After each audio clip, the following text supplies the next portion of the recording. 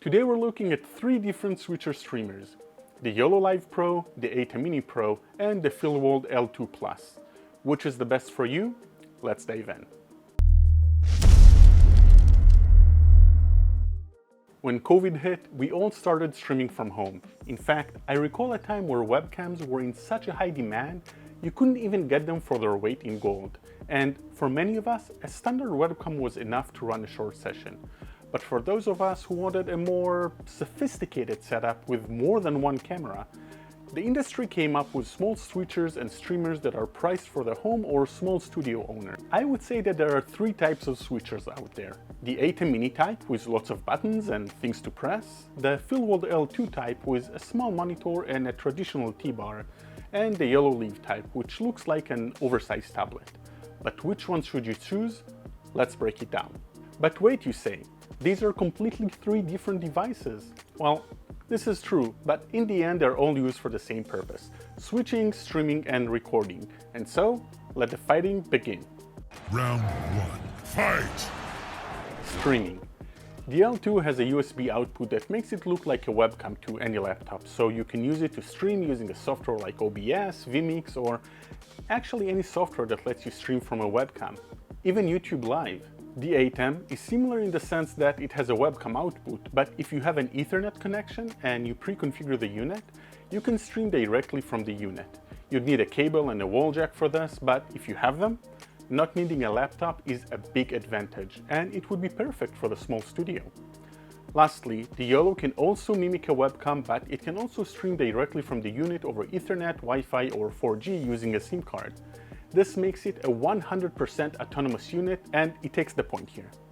Inputs. Both the ATEM and the L2 have 4 HDMI ports for 4 devices like cameras or laptops. The YOLO only has 3 HDMI ports, but it also features 2 USB ports for webcams. All 3 devices can handle multiple 1080 streams, so everyone gets a point.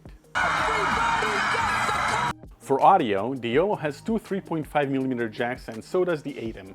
Both also have mixing and delay control of the sources. The L2 only has 1 jack, so you would need to pre-mix your inputs. A point for the ATEM and 1 for the YOLO. Outputs. The L2 has a headphone jack and an HDMI port. Actually, they all have an HDMI port. The L2 also has a USB-A to USB-A webcam port. I'm not a fan of this weird cable. It's bound to get lost and it's kind of hard to come by. On the good side, you can select if the HDMI port sends program or preview. You can make the same selection for the USB. The YOLO has the same 2 video ports and the same headphone port. Weirdly, Blackmagic did not put a headphones jack on the ATEM, so you'll have to monitor your audio via one of the video outputs. That's a win for the YOLO. Formats. All 3 devices can stream up to 180p at 60 FPS, so they all get a point. Destinations. If you go through the trouble of bringing a laptop, all devices support streaming anywhere. YouTube, Facebook, you name it. But the YOLO actually has another destination, the YOLOcast. This feature allows you to send your stream to multiple destinations with a single upstream. Sadly, there is a monthly cost associated, but if you need to stream to multiple platforms, this is a great solution for you. Half a point for YOLO here. Recording and post. There is a clear winner in this category, and this is the YOLO. Not only it records the final stream, but it also does this to an SD card. Nice. The ATEM records the final stream to an external device, but this takes away the USB port, so you can't use the unit as a webcam. It's nice, but not as nice. And the last of the bunch here, the L2, well, it doesn't record at all. So a point for the YOLO. Control.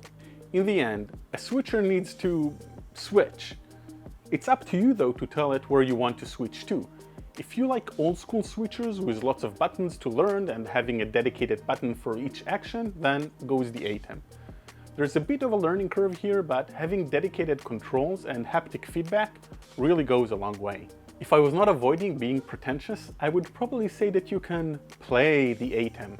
Oh wait, if you fancy a T-bar for smooth fades, then goes the L2. The LCD on the L2 is actually a touchscreen, but it's nearly not responsive enough to actually be used for anything. And if you're used to touchscreen operations, you'll find the YOLO very intuitive and fast to master. Having a strong visual indication of what's going on is a powerful tool for a switcher. but also having physical buttons, so a point to each of the big boys here. Preview and program. Clearly having a screen on your device allows you to know exactly what's going on with your stream. The ATEM does need an external monitor for that. And that monitor will give you anything from multi-view to program to each of the connected cameras. The L2 has a small 5.5-inch LCD screen where you can see all 4 cameras preview and a program. It's basic, but also an independent unit in that regards. The YOLO has all the control you need, although it either comes as a tiny ribbon or a split screen. I couldn't get a traditional multi-view on the unit, and I know it's a matter of preference and habit, but a good multi-view really makes your work a lot easier. A point for the ATEM. Effects. All 3 units have chroma keying, a point, picture-in-picture, a point, and a nice set of transitions and cuts, a point. The ATEM can store and use 20 overlays, lower thirds, and logos, but the YOLO clearly takes the win here. It can store and play multiple files, logos, overlays, and up to 4 of them in parallel, so a clear point for the winner here. Power and battery.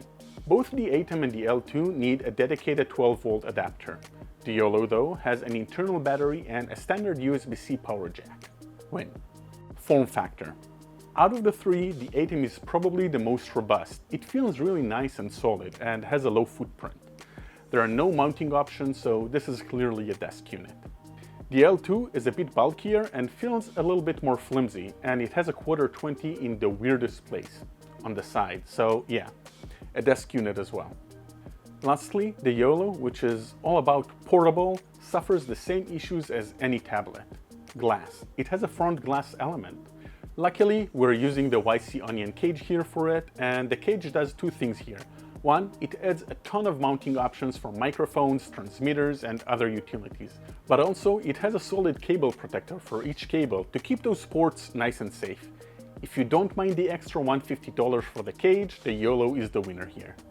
Updates. Well, there is actually only one participant in this category, and that's the YOLO. YOLO is dropping about 1 update a month, adding more and more features, like more sources, automated switching, cloud support, and many more. So as far as future-proofing, a big fat point to YOLO. Price. Easy. I'm recording this at the end of August 2022. According to B&H, the L2 goes for about $540, the ATEM goes for around $500, and the YOLO goes for $1,300. The cage is an extra $150. A point for the ATEM. Value for money. This is a hard one to answer, but let me look at it from a simple buying perspective. When you get the L2, you'd also need a computer. When you get the ATEM, you'll want a monitor and maybe a laptop to configure or use it to stream. So the price to run a full setup would be more than just the unit price. The YOLO, though, is a completely independent unit, so getting a YOLO would be a single expense. Personally, I also think it offers the best set of features for the price. So yeah, another point for the YOLO. Conclusion. So back to the beginning, which switcher is the best for you? Well, if you're on a limited budget and you already own a laptop, the L2 is great to start with. If you're a more advanced editor who needs more control and easier panel to navigate and cares about the recording, the ATEM will serve you well. And if you're looking for a one-stop shop, stream on the move, and looking for an intuitive solution that can stream without a need for Wi-Fi, the YOLO wins our heart. This is it for today. I hope you've enjoyed this video, and now you can decide which switcher to buy. Hit the like button, the share button, just hit all the buttons on the screen. I'm Udi Tirosh with DIYPhotography.net, and I'll be seeing you in the next video.